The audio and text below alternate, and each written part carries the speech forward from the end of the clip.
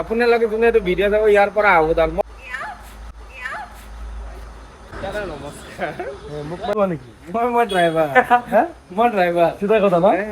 কি খবৰ? মই ৰাজবীৰ আৰু আজি আমি গৈ আছো তেজপুৰ।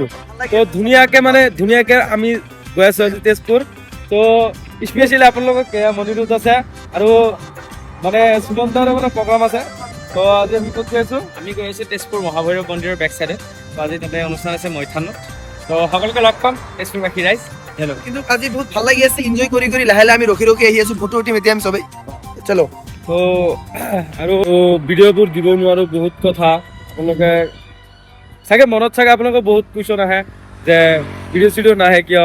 তো এইটো মানে ব্লগটো দিম আৰু কি হ'ব আপোনালোকক দেখাই। পুৰা মানে আমি গৈ আছো, বৰষুণো আহি আছে, পুৰা ধুনীয়া লাগিল আৰু বৰষুণ আহি আছে যাই পামে।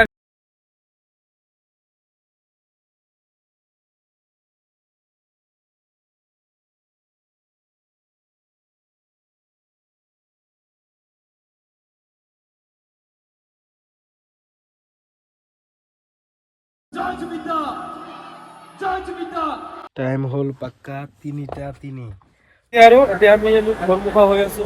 মানে মেইন উদ্দেশ্য হ'ল ব্লগ দিয়া। মানে বহুত দিন হৈ গ'ল যে ইউটিউবত মই একোৱে দিয়া নাই।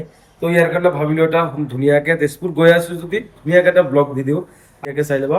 আৰু সকলোকে এডভান্স ঈদ মুবাৰক। আৰু যদি পাৰোঁ ধুনীয়াকে ঈদৰ দিনা এটা ধুনীয়াকে ব্লগ বনাই দিম। আৰু পাক্কা 7-8 মাহ পিছত মান ৰেগুলাৰ আপোনালোকে ভিডিঅ' ব্লগ পাই যাব।